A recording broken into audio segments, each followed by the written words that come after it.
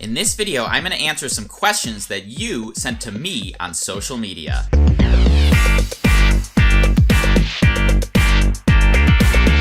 Hello, welcome to Trip Hacks DC. My name is Rob. I'm a tour guide here in the nation's capital. If you're coming to Washington, DC and you're looking for the best tips, tricks, and hacks for exploring the city, make sure to subscribe to this channel and hit the bell notification icon so that you don't miss any new videos. And if you're interested in signing up for a Trip Hacks DC tour, head on over to triphacksdc.com afterwards to see the tours that I offer. Last month, I asked you to send me questions over social media for me to answer in this video. And thank you in advance to everyone who submitted a question. If you're not already following Trip Hacks DC on social media, make sure to check out the video description where I will leave links to all of the social media handles. With that out of the way, let's get started. The first question comes from Walter's World, who asks, what should a family of 4, 11 and 7-year-old boys do when the kids get bored of monuments and museum burnout? This is actually a really great question. The monuments and memorials actually don't really take that much time to see. On my Monuments at Twilight tour, for example, we see all of the major monuments in about 3 hours on foot. So if you pick an efficient route or sign up with a professional tour guide,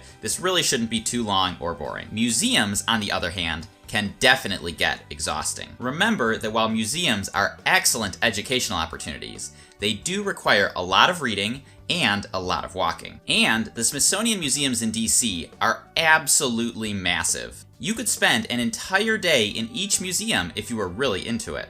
So one thing that you could do to battle the museum fatigue is to visit museums that have specific and dedicated kids' play spaces. Tina and I mentioned a few of these in our What to Do with Kids in DC video, and I will leave a link to that in the video description. We also have a few other good suggestions of things to do with kids, like the National Zoo, a duck tour, and some of the splash pads around the city. The other thing to do is just not to overplan the amount of time you're going to spend in museums. Yes, the museums are all free, and I know it can be tempting to try to see all of them during a single trip, but you really don't have to, and you can always save some for the next time. The next question comes from Stevenson Vicky, who says, food trucks near the National Mall. The answer is definitely yes. Food trucks typically line up on both 14th Street near the Washington Monument and 7th Street near some of the museums. You can usually find a variety of different food types, everything from hamburgers to cheesesteaks to kebabs. That said, the quality of the food trucks near the National Mall can be kind of hard to judge. Probably the easiest way to make a judgment about the food is to simply look at the customers in front of you in line, what they ordered, and whether it looks appealing to you or not. Or just find someone who's eating some food that looks good to you and ask them where they got it. You can also Google the name of the truck or look it up on Yelp. One hack is that the best food trucks typically have a pretty good social media following. Glass Half Full Studio asks, what is the best time of day to see the monuments and memorials? First, let me say that there is no bad time to see them, but I personally think that the evening is the best time, and let me tell you why. During the summer, the evenings tend to be a bit cooler, and you don't have to be outside battling the hot sun. Some of them, like the Lincoln Memorial and the World War II Memorial, look absolutely stunning at dusk or after dark. If an evening trip isn't in the cards, I also really like to see the monuments in the morning. The museums open at 10 a.m., so the hours between about 7 and 10 tend to be a lot quieter around the monuments and memorials before the tourists start making their way down to the mall for the day. So if you're an early bird, this is a great little hack. Transit and Bicycling Fan 2018 asks, German restaurants near the National Mall and West Potomac Park. One great thing about DC is that you can find food from just about every corner of the globe.